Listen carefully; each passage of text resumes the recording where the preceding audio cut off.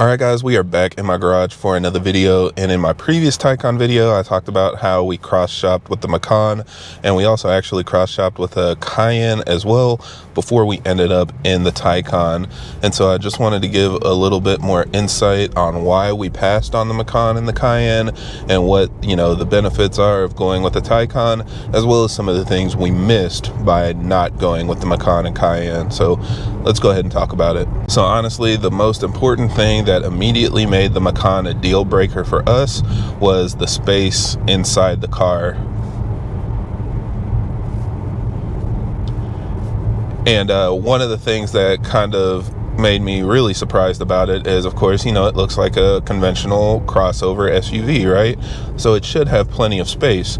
But when we got inside the car, that was the first time that I heard our kids complain about legroom. So if you guys don't know, I have two kids. One is 6 and one is 8. At the time when we were shopping, they were 5 and 7, and they were both in high back booster seats. So those are the ones that are basically a full seat that bolts into your actual seat. And because of that, they sit a little bit higher, they sit a little bit more forward, and it's a lot more sensitive to space in the back. So if your seats aren't adjusted perfectly, your knees will hit the back of the seat, or your feet won't really have space to kick and stuff like that. And when we were test driving cars, we had our X7 with the car seats in it. So of course, one of the tests is to take the car seat and put it into the other cars that we're test driving. And that was the first time I've ever heard them say that they don't have enough legroom. And so that really surprised me, because when we were in the Macan, one of the ideas was this is an SUV, but it's not huge. It still will kind of feel a little bit like a car inside, so we won't sacrifice as much going with that kind of car. But it is way smaller on the inside than it appears from the outside. The Cayenne was a little bit better, but still not perfect. And again, it just kind of surprised us with how little space it had in the back seats of those cars. So that was immediately a deal breaker. If it was just a rental car or something like that, it wouldn't be a huge deal. We could last with that for a couple days or even a week. But for a long-term commitment like buying a new car, that wasn't something I wanted to deal with, where I had to adjust my seat forward and like make all these accommodations for the kids in the back. Now, I also mentioned we brought the Taycan to the dealership for some recall service, and when we did that, we got a loaner Macan. And it was funny because in that moment, it reminded me of how different it was for the kids, because they immediately highlighted that they didn't have legroom again. And I had almost forgotten that they had mentioned that, because again, we never hear them say that. And when we got in the Macan, my son's like, oh, my knee's hitting the back of the seat. Can you move the seat forward? So that was why having the Macan was a little bit frustrating, because we were back in that position where the kids were complaining they didn't have enough legroom, and I had to move my seat all the way forward just to be able to, you know, get everybody driving in the car comfortably. So we happily gave that car back to get back into this car, which absolutely has more space on the inside. I think the car itself is a lot bigger than a lot of people realize until you see it in person. You think it's just like, you know, a BMW 3 Series or a C-Class Mercedes or something like that, but it is a lot bigger, and inside it's a lot more comfortable. I'm able to sit comfortably here, even with the seat reclining and stuff. My kids sit comfortably in the back. So yeah, a nice upgrade, at least in interior space. Now, the next thing, and the one that actually got us looking at EVs in the first place, was just maintenance and reliability overall. And again, I mentioned in that last video how surprised I was that I had to bring the car to the dealership so soon for that recall. But generally speaking, you really shouldn't have to bring these cars to the dealer that much. I think the service plan is recommended to bring it to the dealer every 2 years. And like I said, it's only really for brake pads and brake fluid flushes, checking your tires and stuff like that. So there's not really a lot of maintenance that you need. Whereas with a Macan or a Cayenne, you'd have to do oil changes, you have to do spark plug changes, changing all your filters and things like that. And of course, the random check engine light or whatever that has to be addressed, it just requires a lot more attention. The car that we got out of was a Volkswagen that had, I think, 130,000 miles when we got rid of it, and it was just showing its age. We like to keep our cars for a long time, but of course at the end of its life it begins to have a lot more issues. And there was one point where I decided that car had to go, because I was on a work trip and my wife was driving the kids around, and like the oil pressure light came on. We ended up realizing that it was just low on oil. We didn't realize it was burning oil at the time, so we were able to just top it off. But if it was just me, that wouldn't be a big deal. When I'm thousands of miles away and she's alone with the kids and they're stuck in traffic somewhere and we have to think about, oiling issues and stuff, that's not something that I want to have to worry about. So that was one of the big things that made me think, okay, we need to get something else. So in that same thought process, I was thinking what would be less likely to have those kinds of issues, and naturally we thought of an EV. Now in my mind, if we ever got an EV, it would always be a Taycan, because I am a Porsche fan. I feel like it's the best looking EV out there. I like the idea of it, and so that was kind of on my radar. But even like a Tesla or something else would be much better in that regard compared to a gas-powered engine.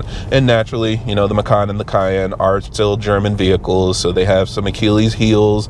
People complaining about transfer cases and different things on the car that either you're going to have to replace or is under extended warranty or whatever. I just didn't want to deal with that on another car. So I think for our use case, the EV made a lot more sense.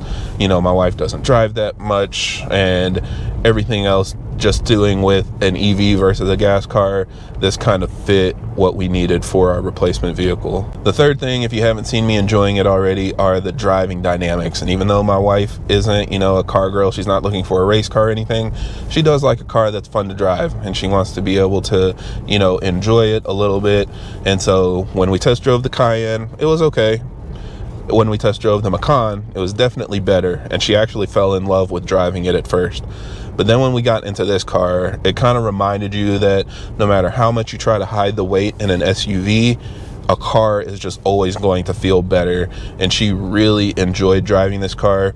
I think the other thing is just where all the weight is, because they're all heavy vehicles, especially this one being an EV.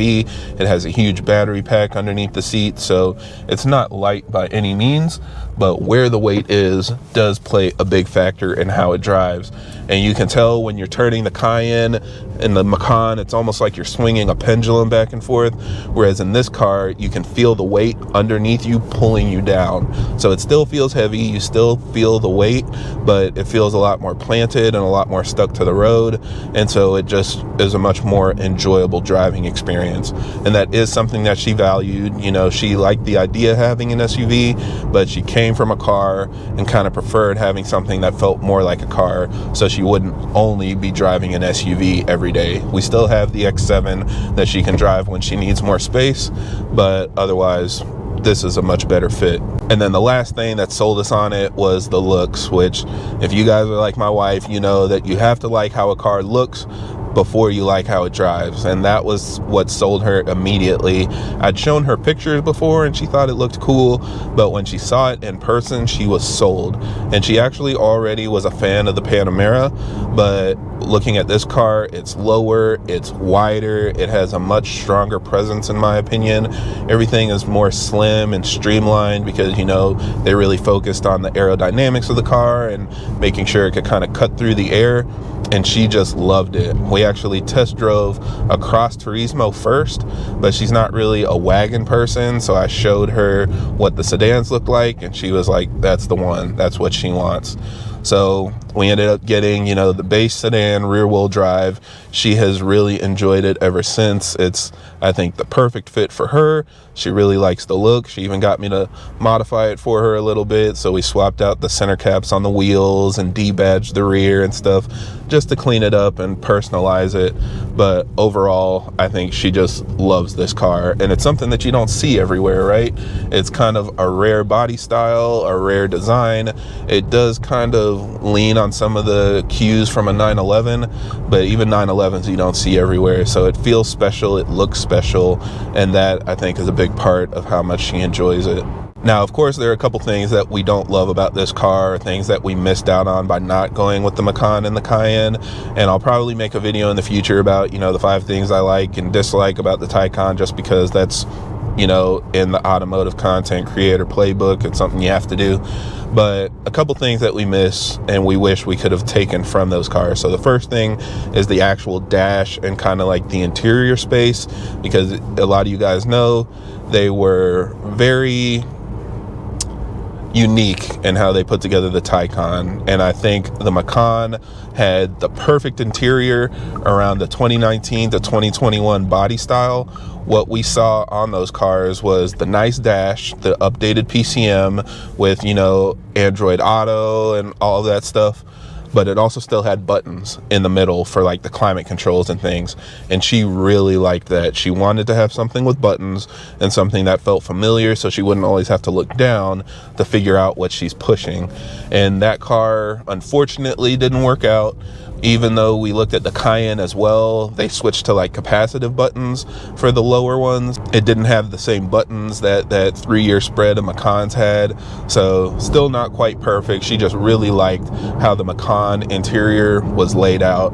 And I definitely agree. Having a bunch of touchscreens with no buttons isn't that great. Not having, you know, a way to quickly adjust the position of the air vents and stuff really isn't that great. So yeah, I mean, we got used to it, and we're very much a kind of like just set it and forget it kind of family. Everything's just in auto and the air is just blowing, and you know, we've got the memory seat set up, so you just kind of get in and drive. It's not a huge deal, but it's not ideal. I will say we definitely preferred that setup in the Macan. The next thing is the trunk space, and the trunk space in this car is very bad. I think I was maybe a little more disappointed because looking at these cars online, I saw that it kind of shared a similar body style to the Panamera, so I expected it to function like the Panamera. And of course, the Panamera has the huge hatch in the back where you can load up a lot of stuff in the trunk. And like I said, the car that we test drove was a Cross Turismo, so it was a big wagon. And so for me, I figured that everything was at least going to have as much space as the Panamera. So imagine my surprise. Stop snitching. So imagine my surprise when I got in this car and it just has that really small trunk opening. I wasn't expecting that to happen. When I got the car open, I used the trunk key and I'm looking for the whole hatch to lift up, and it just didn't happen. So to me, that is a pretty big disappointment. It's not as functional, even compared to like 3 Series and 4 Series. Those cars that I have are smaller than this car, but have bigger trunks, bigger trunk openings. They're easier to use. And this is the first car where it's like sometimes you have to fight to get stuff in the hole. I've heard of people say, you know, the trunk is big, but the opening is small. And I think this is definitely one of those cases, even though the trunk isn't that big either. So I do miss not having like a big hatch that could open up. I think it would have been nice to be able to use the Macan for that purpose. That's probably one of the big benefits if you're like a single person that isn't carrying a lot of kids and stuff in the back. Being able to have a trunk that you can just throw stuff in is something that you don't realize you miss until it's gone. Also, the price and the value of those cars are much better than this one. If you get like a Macan, you can easily get one for like 30 to 35K. That's where we were kind of looking. Then when we started looking at Macans, you pretty much couldn't find one under $40,000, and most of them were $50,000 plus. So you kind of have to settle on some things depending on your budget. We were originally looking for an all-wheel drive one, but because of the budget, we ended up with a rear-wheel drive one. Still not really like a regret or anything, but for the value, I think you get a lot more car for your money if you're looking at a used Macan or Cayenne. So kind of just depends on your priorities. Again, we have another SUV, so we weren't 100% required to get one, but it would have been nice to get everything we were looking for. And then the last thing I'll comment on is the range anxiety, which we have gotten a lot better. We don't really think about it as much, but we only have level 1 charging at home. We are pretty much charging it all the time. And there are definitely multiple cases where my wife says, oh, she's not going to drive it because, you know, the battery's too low. And it's fine for us because, again, we have other cars. But that wasn't really something that we had to think about and wouldn't have to think about if we had a Macan or a Cayenne. We could just go get more gas and go about our business. This definitely isn't a car that we'll ever take on long road trips. It's not something that we can just drive endlessly. And so that is something that we kind of wish we didn't have to think about so much. And it's mostly because we're new to EVs. Like I said, as time went on, that concern became smaller and smaller because we knew we were going to be okay. Like driving around, most cases, we've got plenty of juice, but it just seems like initially we feel like we might not have enough. And also my wife doesn't like playing with the plug. She feels like she's gonna break something because, you know, it doesn't automatically release. So you kind of have to know what you're doing when you're plugging in and unplugging the car, and she doesn't like that. So usually I do it. She's done it a couple times, but it's always something in the back of her mind, like, what if I don't press the release button? What if I don't, you know, whatever. A bunch of first world problems, I know. But just thinking about that and trying to make sure that you don't break something is unique compared to like a gas pump that you're familiar with, and all you do is just fill up the car and drive away. So that is something that we had to get used to. Eventually, I think it won't even be a second thought, but we're still kind of navigating that space. So yeah, hopefully this answers any question you guys might have on why you might not want to go with a Macan or a Cayenne, and why I ended up going with the Taycan. I know a couple of you guys said that you were curious about that decision, so those are the main reasons. Like I said, the big deal breaker was just the interior space. If you need a lot of interior space, if you have kids and put people in the back a lot, I would say the Macan is absolutely a no-go, and the Cayenne's a little bit better, but still in this car, there's a lot more room. And I think Porsche has a little bit of room if they were interested to make a bigger SUV. I know it's sacrilegious to say this, but if they want a lot of people to be interested in those cars, to be able to have a lot of space and load up people and go on road trips and stuff, there is like something missing in their segment. Now that I've driven it, I realize it's not quite as big as I thought it was, and for somebody like us, we could use something a little larger. But that's just a recommendation from somebody that doesn't know what they're doing. Otherwise, that's pretty much it for this video. So thank you guys for watching, and I hope this helps. And if you have any other questions or comments, leave them down below.